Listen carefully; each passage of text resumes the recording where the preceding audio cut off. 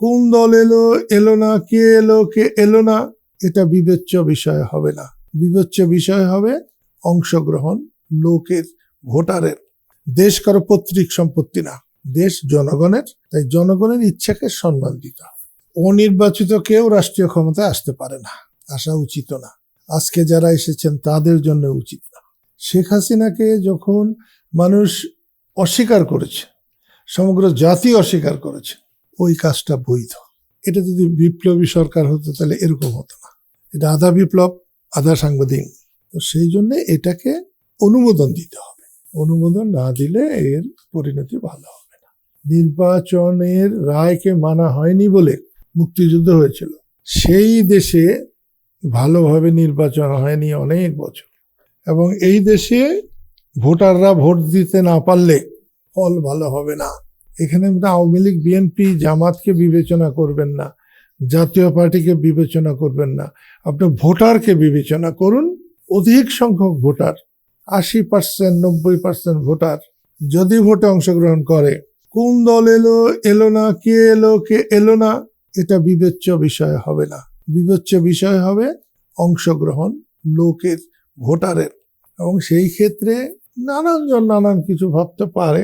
স্বাধীনতার পর অনেকে অনেক কিছু ভাবছে, আজকেও অনেকে অনেক কিছু ভাবতে পারে। দেশ কারো পৈতৃক সম্পত্তি না, দেশ জনগণের। তাই জনগণের ইচ্ছাকে সম্মান দিতে হবে। কেউ বলছেন জুন 25, কেউ বলছেন জুন 26। জুন তো আছেই। জুন 25 বা ডিসেম্বর 25 পর্যন্ত একটা সম্মানে থাকবে। ওর পিছনে গেলে একটা অসম্মান আস্তে আস্তে আস্তে আস্তে হোক, আর ধাঁধা করিয়া হোক, অসম্মানে গিয়ে আসবে। বেশি দিন ক্ষমতা থাকা ভালো না। অনির্বাচিত কেউ রাষ্ট্রীয় ক্ষমতায় আসতে পারে না, আসা উচিত না। আজকে যারা এসেছেন তাদের জন্য উচিত না। পরবর্তী যে নির্বাচন হবে, সেই নির্বাচন যদি এদেরকে অনুমোদন না করে তাহলে এদের জন্য খুবই দুর্ভোগ আছে।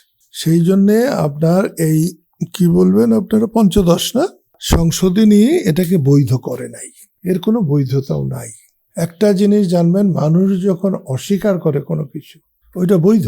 শেখ হাসিনাকে যখন মানুষ অস্বীকার করেছে, সমগ্র জাতি অস্বীকার করেছে, ওই কাজটা বৈধ। এবং সেটা কতক্ষণ বৈধ, এটা যারা এসে বসেছে তাদেরকে বিবেচনা করতে হবে। একটা বিপ্লব চিরকাল বৈধ। এটা আপনি একটা বৈপ্লবিক কর্মকাণ্ড। এটা যদি বিপ্লবী সরকার হতো তাহলে এরকম হতো না। এটা আধা বিপ্লব আধা সাংবাদিক। তো সেই জন্য এটাকে অনুমোদন দিতে হবে। অনুমোদন না দিলে এর পরিণতি ভালো হবে।